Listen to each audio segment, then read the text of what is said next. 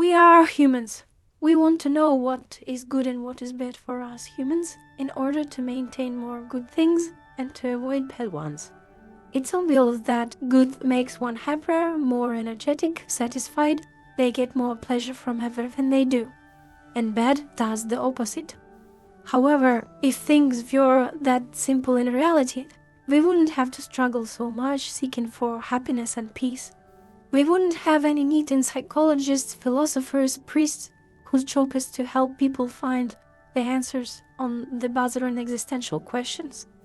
If happiness was that easy to get, we wouldn't have any existential questions at all.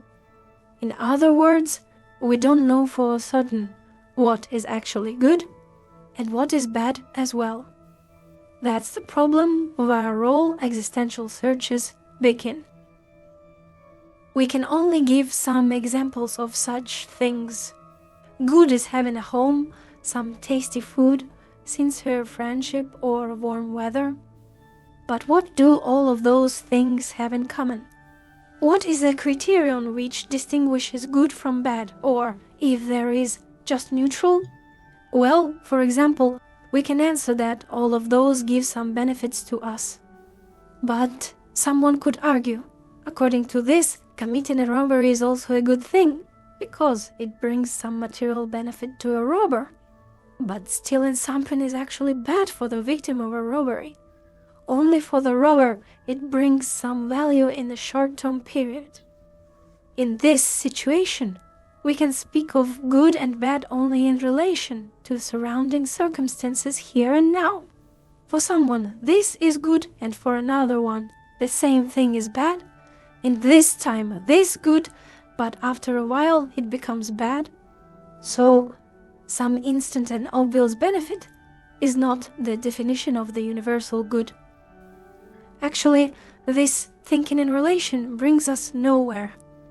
If everything we call good and evil, justice and injustice, virtue and sin, life and death, pleasure and pain, etc., doesn't actually exist in reality, but those are just some constructs of our mind that only help us to describe some temporal situation, then we'll never learn what we should do and should not during the whole life.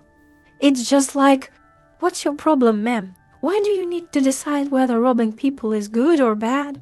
Today, if you do this, you'll be punished for sure. So now you'd better not to do.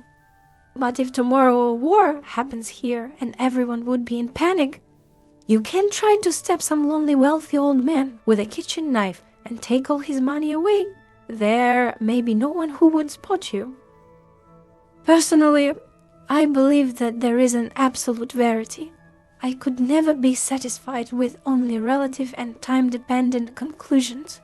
I will give more detailed arguments on the existence of absolute verity in one of the next videos. I will also explain why do people need eternal and unchangeable verities. Now, I just leave the approach of relativistic way of thinking behind at the wrong arm. I hope I've made the problem clear. If you have got what I mean, you probably right now have a question. If you don't know what is good and bad, and the relativistic approach is wrong, then how can we meditate on the issue? How can we learn what is good and bad for humans?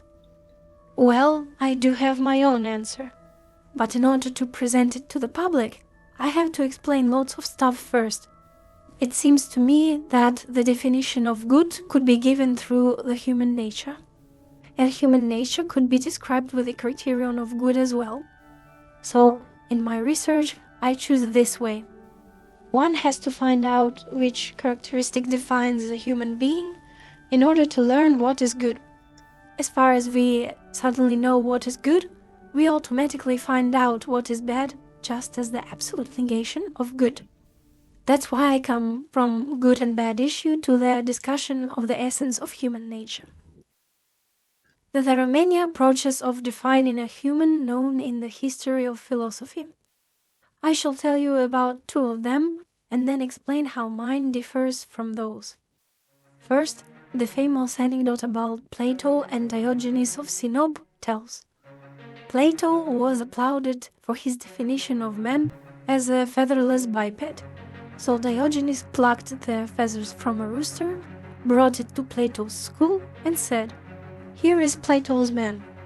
Plato had to clarify, a featherless biped with fingernails. From that story we see that Plato's approach was a definition based on outer shape. However, the fact that having 2 legs and having no feathers are not the main feature of a human being adds some humor to the anecdote. Because Diogenes beat Plato with a pretty stunning counter-argument, supported with obvious evidence. In the end, Plato just added one more detail, having fingernails, which of course could be easily beaten once again. A robot or a statue has almost the same outer shape as humans. But those two are not humans, just an imitation.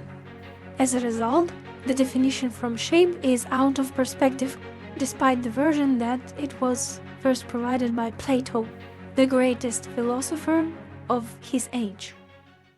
Second, in the 4th century, there lived Saint Gregory Nyssa, the famous Christian bishop of the city of Nyssa, who had written many treatises clarifying the matters of Christianity.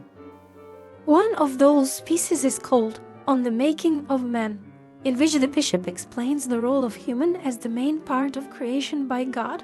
The point is that the whole world has been given as a gift from God to man, so humans must rule the world of his care, courage, and gratitude to God. To summarize, the definition of a human being as the most significant entity on our planet could be extracted from that treatise. According to Saint Gregory, God has given certain directions to many, and the ability to execute those is exactly the defining feature of humans. These certainly tell us something. However, this answer may be enough only for those who have strong faith in their hearts. What actually being a God's loyal servant is, and why being God's servant is the best for humans, still need to be proved. Finally, my opinion on the correct definition of a human being is that it has to be based on what is the highest good for all people.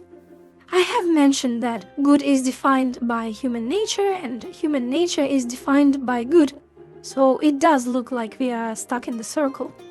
But I feel that if we begin our meditation with the most common and verified knowledge about who we are, and then move from that to more and more abstract level, we might figure out some new universal conclusions which had not been discovered yet by anyone.